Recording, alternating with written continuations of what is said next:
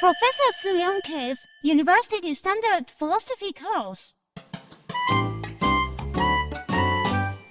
Hi, everyone. Hello, Professor SUMIOKA. I'm glad to see you. Hi, how do you do?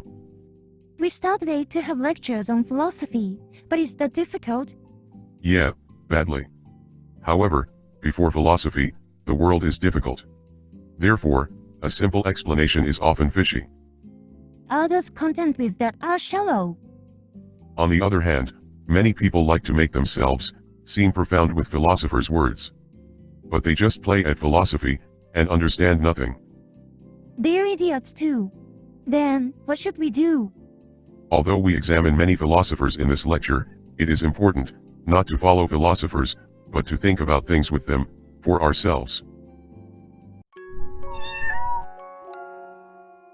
But sir, does thinking for ourselves need to learn philosophers?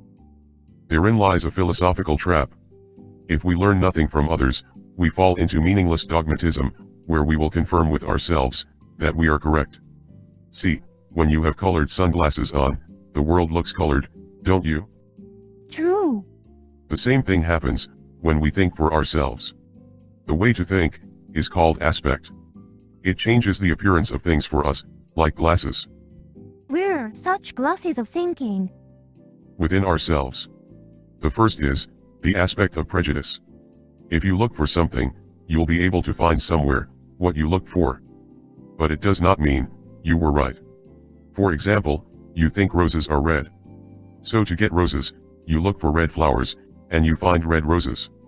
However, there are also yellow roses in the world. I see. Due to my prejudice, what I can find has been limited in advance. The second is the aspect of illusion and misunderstanding.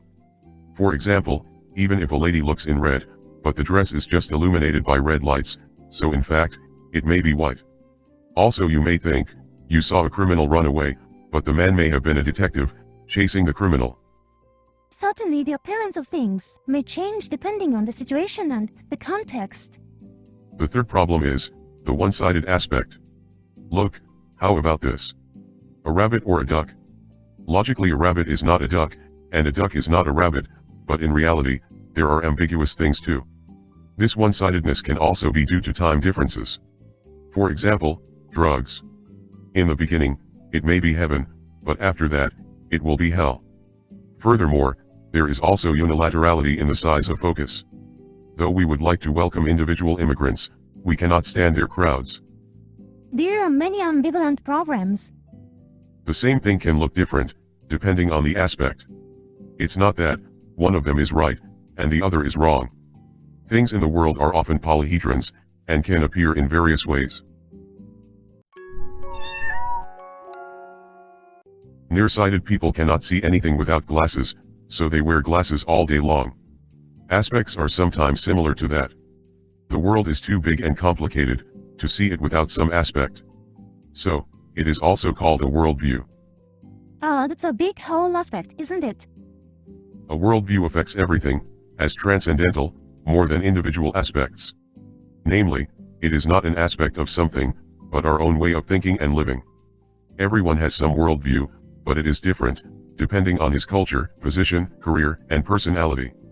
For this reason, even though people live in the same world and handle the same things, their ways of living are various. Does that mean like that some are playing poker, other sevens or old lady with the same deck? Yeah, we may respectively play different games. Therefore, we often cannot understand why others playing other games do so. Furthermore, we are trapped in our own game, and bound by its purposes and values, so we have become unable to think and live another way.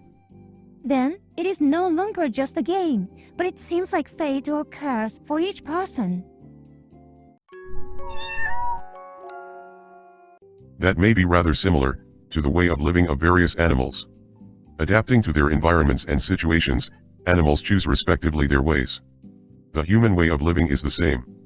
It varies depending on the time and place. Philosophy examines it, like zoology. As it were, philosophy is a zoo of ideas. It makes us understand how others see the world differently from us. That's not all. With philosophy, we know our own worldview objectively. It is similar to checking the glasses that we wear. Moreover, like changing glasses, it allows us to play another game with different purposes and values. Thus, it makes us see the truth. Not so much. Even with philosophy, we cannot be like God. At most, we become able to see things and the world, with various aspects, and a little closer to the truth. However, a person who conversely does not learn philosophy is confined within a world of stale illusion, and misses the vast possibilities of his life. That means, although the many treasures still sleep in this world, we do not know them yet. Exactly. Philosophy shows us how to find and dig out them. But attention, philosophy is the jungle of wild beasts. Just as some go to catch a tiger, and end up being eaten by it, some learns others' thoughts, and lose their own heads. That's quite a scary place. Here, welcome to philosophy, a zoo of ideas. I love a zoo. I'm looking forward to studying philosophy.